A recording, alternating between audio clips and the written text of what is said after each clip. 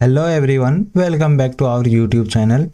आज के इस वीडियो में हम क्लास 10 इकोनॉमिक्स के 20 MCQ क्वेश्चंस को देखने वाले हैं जो बहुत ही ज़्यादा इम्पोर्टेंट होने वाले हैं एग्ज़ाम से रिलेटेड। और यह 20 ऑब्जेक्टिव क्वेश्चन जो है वो चैप्टर 3 जो है मनी एंड क्रेडिट से लिया गया है। तो इसमें पहला क्वेश्चन देखते हैं। पहला क्वेश्चन है, currency is issued by which institution in India. मुद्रा में भारत में मुद्रा किस संस्था द्वारा जारी की जाती है?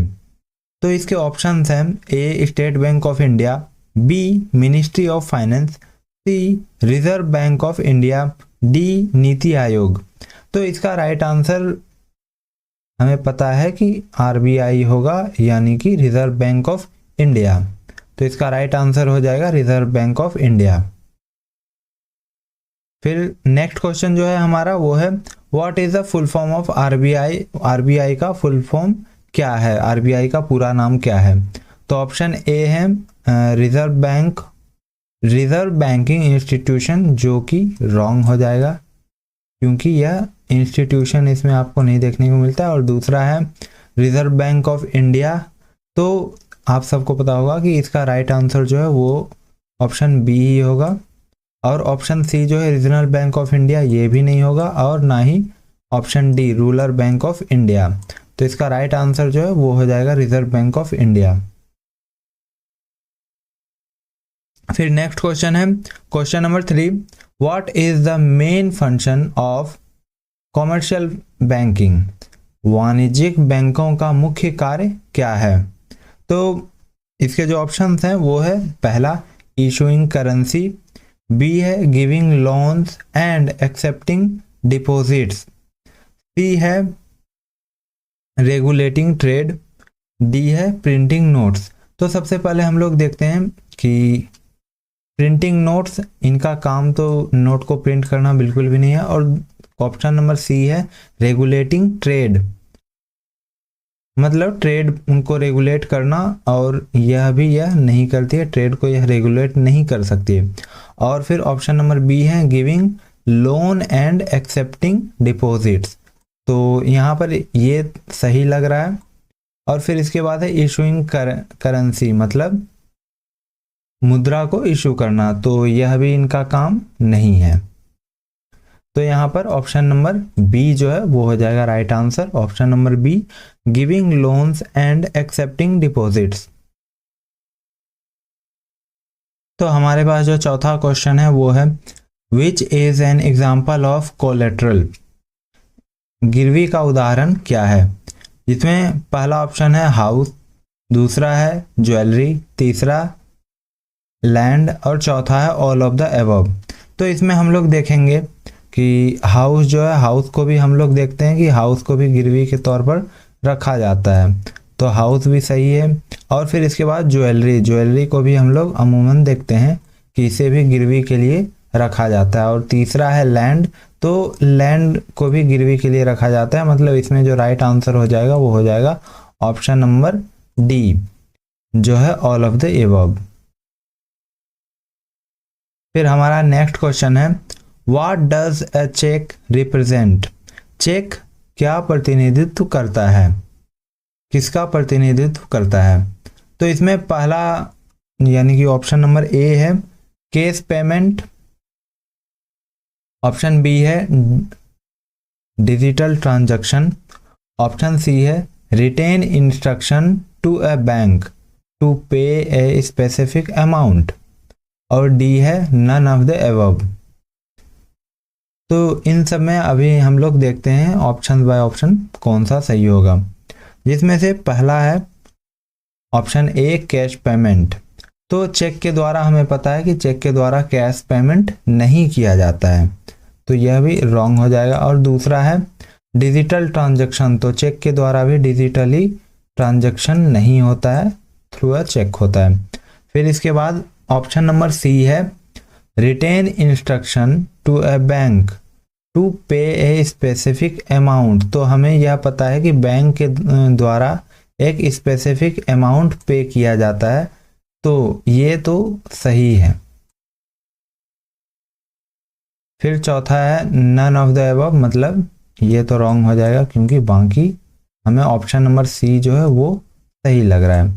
तो इसका राइट आंसर हो जाएगा option number C, written instruction to a bank to pay a specific amount.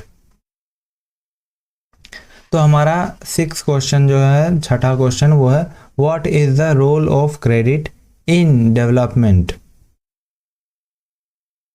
विकास में ऋण की क्या भूमिका है। इसके कुछ ऑप्शंस हैं। Option A, it creates wealth instantly. B है it allows delayed payment. C, it help people to meet short term and long term needs. और डी है नन ऑफ द अबव। तो इसमें अब हम देखते हैं ऑप्शन नंबर ए जो है, ए में क्या कहा जा रहा है कि इसके द्वारा लोगों को इंस्टेंटली वेल्थी बना दिया जाता है, मतलब कि अमीर बना दिया जाता है। तो ये तो गलत है क्योंकि ऋण के द्वारा कोई भी इंस्टेंटली अमीर नहीं होता है। फिर इसके बाद है इट अलाउज डिलेड पेमेंट। तो इसके तहत कहा जा रहा है कि ऋण देने के बाद यह अलाउ किया जाता है कि इसमें हम लोग पेमेंट में डिले कर सकते हैं। तो ये भी बिल्कुल ही रॉन्ग है। उसका एक सर्टेन टाइम होता है जिसके तहत हमें पेमेंट करना होता है और इसमें डिले नहीं की जाती। और इसके बाद ऑप्शन नंबर सी है it helps people to meet short term and long term needs. तो ये हमें राइट आंसर लग रहा है क्योंकि इसके तहत कहा जा रहा है कि शॉर्ट टर्म और लॉन्ग टर्म ज़रूरतें जो है इसके द्वारा पूरी की जा सकती है। तो ये हो जाएगा इसका right answer option number C, it helps people to meet short term and long term needs. तो अब हमारे पास है 7वां क्वेश्चन जो कि which of the following is not a feature of money. निम्नलिखित में से कौन सा धन की विशेषता नहीं है। मतलब हम इसमें अब लोग देखने वाले हैं कि कौन सी जो ऐसी फीचर है जो मनी की नहीं होती है। ऑप्शन ए है store of value. Option B, medium of exchange. Option C, unlimited supply. और ऑप्शन डी है यूनिट ऑफ अकाउंट। तो इसमें हम लोग एक एक करके देखते हैं। जैसे स्टोर ऑफ वैल्यू, यानी कि स्टोर में जो कुछ भी रखा हुआ है उसकी वैल्यू के बराबर है या नहीं है, उसके एक सर्टेन वैल्यू है या नहीं है। तो ये हम देखते हैं मनी में कि जो कुछ भी स्टोर किया जाता है उसकी एक सर्टेन वैल्यू होती है। तो ये तो फीचर है इसका। फिर इसके बाद है मीडियम ऑफ एक्सचेंज, मतलब किसी वस्तु के द्वारा भी हम लोग एक्सचेंज कर सकते हैं। तो यह भी बिल्कुल सही है। और फिर इसके बाद है अनलिमिटेड सप्लाई, मतलब मनी की अनलिमिटेड सप्लाई हमें कहीं भी देखने को नहीं मिलती है। तो ये जो है ये इसका फीचर नहीं है मनी का। मतलब ये ऑप्शन नंबर सी है, ये हो जाएगा यहाँ पर right answer. Option number C, unlimited supply. फिर इसके बाद है question number 8, what is informal credit.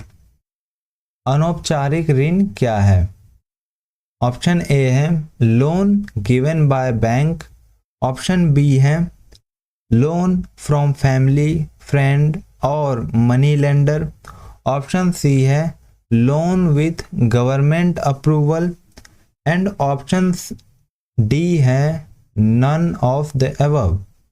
तो इसमें हमें देखने को मिलता है कि अनौपचारिक लोन कौन कौन सा है। तो इसमें हमें देखने को मिलता है ऑप्शन नंबर ए में लोन गिवन बाय बैंक, यानी बैंक के द्वारा जो भी लोन दिया जाता है इसमें आपको देखने को मिलता है कि काफ़ी सारे प्रोसेस होते हैं, प्रोसीडिंग होती है, जिसके तहत काफ़ी डॉक्यूमेंटेशंस भी होते हैं और तब बैंक के द्वारा लोन दिया जाता है। तो ये तो फॉर्मल में ही काउंट किया जाएगा। तो ये इसका राइट आंसर नहीं होगा। फिर इसके बाद देखें लोन फ्रॉम फैमिली, फ्रेंड और मनी लेंडर। जब फैमिली के द्वारा, फ्रेंड के द्वारा या मनी लेंडर के द्वारा देखने को मिलता है। तो इसमें हम लोग देखते हैं कि कम ही डॉक्यूमेंटेशन में काफ़ी हाई इंटरेस्ट रेट के साथ आपको लोन दिया जाता है और इसमें कोई भी डॉक्यूमेंटेशंस भी नहीं होती है। तो ये जो है ये होता है एक इनफॉर्मल क्रेडिट देने का सिस्टम। और फिर इसके बाद है लोन विथ गवर्नमेंट अप्रूवल, तो गवर्नमेंट के द्वारा भी दिया जाता है। तो इसमें भी आपको देखने को मिलता है फॉर्मेलिटीज़ काफ़ी सारी होती है। तो इसका राइट आंसर हो जाएगा option number B, loan from family, friend और मनी लेंडर। फिर इसके बाद क्वेश्चन नंबर 9 है, what is the interest rate, ब्याज दर क्या है।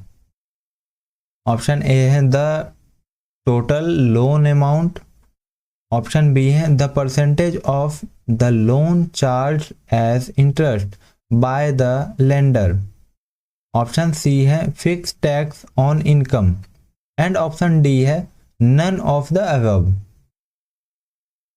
तो इसमें हम लोग, यह तो बिल्कुल ही सिंपल सा क्वेश्चन है, जैसे द टोटल लोन अमाउंट, ये तो बिल्कुल भी नहीं होगा, लोन अमाउंट नहीं होता है, लोन पर दिया जाने वाला इंटरेस्ट जो होता है, जिस रेट में दिया जाता है वो होता है इंटरेस्ट रेट। तो ऑप्शन नंबर बी है the percentage of the loan charge as interest by the lender, तो ये हो जाएगा right answer option number B. फिर है question number 10, which type of loan has high interest rate, किस प्रकार के ऋण पर उच्च ब्याज दर होती है। तो ऑप्शन है इसके, A bank loans, B loans from cooperatives, C informal loans और D loans from government scheme. तो सबसे पहले हम लोग देखते हैं ऑप्शन नंबर ए में जो है बैंक लोन। बैंक लोन हमें देखने को मिलता है नॉर्मली यह मॉडरेट चलती रहती है, जैसा मार्केट चलता है, तो ये तो इसमें नहीं होगा। फिर इसके बाद है लोन्स फ्रॉम कोऑपरेटिव, कोऑपरेटिव यानी हम लोग इसे कह सकते हैं जो सहकारी समितिज होती हैं इसके तहत, तो इसके तहत भी हमें हाई इंटरेस्ट पर देखने को नहीं मिलते हैं इंटरेस्ट रेट पर। फिर सी है इनफॉर्मल लोन्स। इनफॉर्मल लोन्स में हम लोग देख चुके हैं कि इसके तहत मनी लेंडर्स भी आते हैं, इसके तहत फ्रेंड्स भी आते हैं, फैमिलीज भी आती है, तो इसमें हमें हाई इंटरेस्ट रेट देखने को मिलता है। तो ये हो जाएगा इसका right answer option number C, informal loans. फिर है question number 11, what is barter system, यानी वस्तु विनिमय प्रणाली क्या है। इसके ऑप्शंस हैं, A exchange of goods for goods, और बी है use of money in trade, C borrowing goods, D trading through credit. तो वस्तु विनिमय प्रणाली यानी बार्टर सिस्टम में हम लोग देखते हैं कि वस्तु के बदले वस्तु को ही एक्सचेंज किया जाता है। तो ऑप्शन नंबर ए जो है बिल्कुल इसी पर फिट बैठ रहा है, जिसमें कहा जा रहा है exchange of goods for goods, तो ये हो जाएगा इसका right answer option number A, exchange of goods for goods. फिर क्वेश्चन नंबर 12 है, what is the main advantage of using money over barter, वस्तु विनिमय पर धन का मुख्य लाभ क्या है। जिसमें ऑप्शन है आपके पास, it is easily divisible, option B है a medium of exchange, it is a medium of exchange, option C है it solves the double coincidence of wants, और ऑप्शन डी है ऑल ऑफ द अबव। तो सबसे पहला जो है इसमें option, it is easily divisible, मतलब हम लोग यह देखते हैं कि मनी जो है, मनी को इजीली हम लोग कई भागों में बांट सकते हैं, तो ये बिल्कुल सही कहा जा रहा है इस स्टेटमेंट के तहत, तो ये हो जाएगा सही। और फिर इसके बाद है option number B, it is a medium of exchange, तो हम लोग मनी के बदले कुछ और भी एक्सचेंज के तौर पर ले सकते हैं, तो ये भी राइट हो जाएगा इसमें।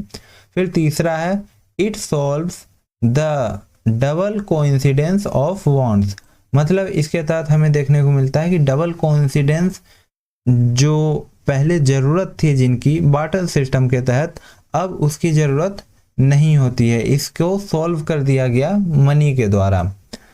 मनी के द्वारा सॉल्व कर देने के बाद आपको देखने को मिलता है कि डबल कोइंसिडेंस की ज़रूरत नहीं होती है। तो अब ये तीनों ऑप्शन सही हो चुके हैं, मतलब इसका राइट आंसर हो जाएगा all of the above. Question number 13 है, what does a higher credit score signify? उच्च क्रेडिट स्कोर का क्या मतलब है? तो ऑप्शन ए है risky borrower, option B reliable borrower, option C no borrowing history, option D none of the above. तो इसके राइट आंसर को हम लोग देखते हैं कौन सा होगा। तो इसमें सबसे पहला है रिस्की बोरोवर। लो हायर क्रेडिट स्कोर का मतलब रिस्की बोरोवर कहा जा रहा है, तो ये तो बिल्कुल रॉन्ग होगा, क्योंकि हायर क्रेडिट का मतलब होता है कि वह काफ़ी अच्छा बोरोवर है जो जिस पर भरोसा किया जा सकता है, तो यह हो जाएगा रॉन्ग। और फिर इसके बाद है रिलायबल बोरोवर, मतलब ये जो ऑप्शन नंबर बी है ये सही होगा, इसमें राइट आंसर हो जाएगा ऑप्शन नंबर बी जो कि है रिलायबल बोरोवर। फिर क्वेश्चन नंबर 14 है, which document is needed for opening a bank account? Bank खाता खोलने के लिए कौन सा दस्तावेज आवश्यक है? तो इसमें सबसे पहले हम लोग देखते हैं, ऑप्शन ए है पैन कार्ड,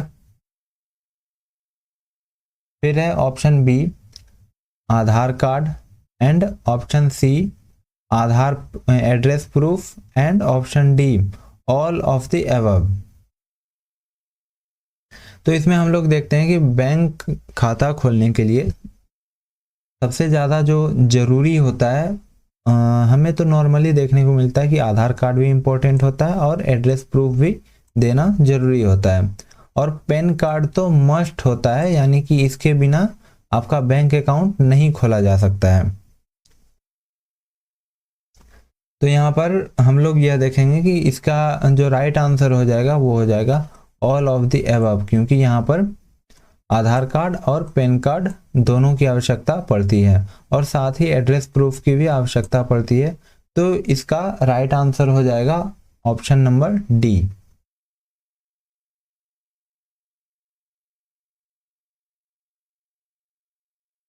फिर इसके बाद question number 15, which sector provides the highest informal credit? कौन सा क्षेत्र सबसे अधिक अनौपचारिक ऋण प्रदान करता है? तो इसमें सबसे पहला ऑप्शन है option number A agriculture, B industry, C service, D none of the above. तो इसमें हमें सबसे ज़्यादा अगर इसकी बात करें एग्रीकल्चर की, तो एग्रीकल्चर में हमें देखने को मिलता है साहूकार इसके अंतर्गत आते हैं, मनी लेंडर्स आते हैं जिसके द्वारा इनफॉर्मल क्रेडिट दिया जाता है। तो यहाँ पर एग्रीकल्चर में आपको देखने को मिलता है कि काफ़ी ज़्यादा इनफॉर्मल क्रेडिट इसके तहत दिया जाता है। फिर दूसरी बात करें इंडस्ट्री, तो इंडस्ट्री में आपको पता है कोऑपरेटिव बैंक्स होते हैं जिसके तहत कि काफ़ी कम ब्याज दर पर लोन्स प्रोवाइड किए जाते हैं, तो इंडस्ट्री में हमें यह काफ़ी कम देखने को मिलते हैं। फिर इसके बाद बात करें सर्विस सेक्टर, सर्विस सेक्टर में हमें बैंक्स देखने को मिलती हैं, और बैंक्स के द्वारा तो लोवेस्ट इंटरेस्ट रेट पर हमें क्रेडिट देखने को मिलता है, और यह बैंक भी फॉर्मल क्रेडिट देती है। तो इसमें राइट आंसर हो जाएगा ऑप्शन नंबर ए एग्रीकल्चर। फिर है question number 16, which system regulates the flow of money in India? मुद्रा में मुद्रा प्रवाह को कौन सा तंत्र नियंत्रित करता है? ऑप्शन है इसमें A stock market, B monetary policy, C trade policy, D budget policy. तो क्वेश्चन नंबर 16 में देखते हैं कि पहला जो इसमें ऑप्शन है वो है स्टॉक मार्केट। यानी स्टॉक मार्केट जो है वह रेगुलेट करता है फ्लो को। तो इसको अगर देखें तो ये पूरी तरह से रेगुलेट नहीं कर सकता है, क्योंकि स्टॉक मार्केट सिर्फ शेयर मार्केट को ही प्रभावित कर सकता है। और फिर इसके बाद तो ये हो जाएगा रॉन्ग। और फिर इसके बाद है मॉनेटरी पॉलिसी। मॉनेटरी पॉलिसी में ही हमें देखने को मिलता है रेपो रेट जो आरबीआई के द्वारा जारी किया जाता है, जिसके तहत मुद्रा के प्रवाह को रोका जा सकता है, उसको कंट्रोल किया जा सकता है। तो इसमें राइट आंसर हो जाएगा ऑप्शन नंबर बी, जो कि है मॉनेटरी पॉलिसी, क्योंकि इसी के तहत पूरे मार्केट्स में फैले हुए मनीज को कंट्रोल किया जा सकता है। फिर है question number 17, what is meant by डेब्ट ट्रैप, यानी ऋण जाल का अर्थ क्या होता है। ऑप्शन ए है इसमें when loans are easily available. Option B है when a person is unable to repay a loan and borrow again to repay. Option C है interest free loans. Option D है लोन विथ लॉन्ग टेन्योर्स। तो इसमें अब हम लोग देखते हैं ऑप्शन नंबर ए जो है इसमें when loan are easily available. तो ऐसा तो कंडीशन नहीं होता है डेब्ट ट्रैप के टाइम में। डेब्ट ट्रैप में क्या होता है, डेब्ट ट्रैप में हमें देखने को मिलता है कि एक व्यक्ति जो एक तो लोन को पे करने के लिए सक्षम नहीं है, और उसके बाद उसको क्या करना होता है, दोबारा से लोन लेना होता है अपने लोन के रीपेमेंट के लिए। तो इसे ही कहेंगे हम लोग डेब्ट ट्रैप। तो ऑप्शन नंबर बी जो है when a person is unable to repay a loan and borrows again to repay, तो ये हो जाएगा right answer, option number B. तो क्वेश्चन नंबर 18 है which of the following is a financial institution, निम्नलिखित में से कौन एक वित्तीय संस्था है। तो इनमें आप सबको आसानी से देखने को मिलेगा कि ऑप्शन नंबर ए जैसे है बैंक, तो बैंक हमें पता है कि बैंक तो एक फाइनेंशियल इंस्टीट्यूशन तो है ही, तो ये हो गया राइट। और फिर इसके बाद है ऑप्शन नंबर बी जो है पोस्ट ऑफिस। तो पोस्ट ऑफिस में भी आपको देखने को मिलता है, यहाँ पर भी खाता खोला जा सकता है और काफ़ी फाइनेंशियली आपको देखने को मिलता है कि एक स्थान से दूसरे स्थान मनी ऑर्डर किया जाता है, तो पोस्ट ऑफिस भी इसके तहत आ जाता है फाइनेंशियल इंस्टीट्यूशन के तहत। और फिर इसके बाद है option number C insurance company. Insurance company में भी आपने यह देखा है कि काफ़ी सारे लोन्स प्रोवाइड करवाए जाते हैं इंश्योरेंस कंपनी के द्वारा, तो यह भी एक फाइनेंशियल इंस्टीट्यूशन है। मतलब इसका जो ऑप्शन राइट आंसर होगा, राइट ऑप्शन होगा वो होगा ऑल ऑफ द अबव। फिर है question number 19, what ensure the safety of bank deposits, bank जमा की सुरक्षा किससे सुनिश्चित होती है। ऑप्शन है इसमें A government policy, B insurance scheme, C RBI regulation और D all of the above. तो इस क्वेश्चन में हम लोग देखते हैं कि किसके द्वारा यह सुनिश्चित किया जाता है कि बैंक में जो कुछ भी जमा है वह बिल्कुल सेफ है। तो सबसे पहला जो है वो है गवर्नमेंट पॉलिसी, यानी गवर्नमेंट के द्वारा ही ऐसी पॉलिसीज लाई गई है जिसके तहत कहा जाता है कि बैंक में जो कुछ भी रखा हुआ है, जो जितने भी आपने जमा राशि करके रखी है वह बिल्कुल सेफ रहेगी। तो यह तो एक हो गया।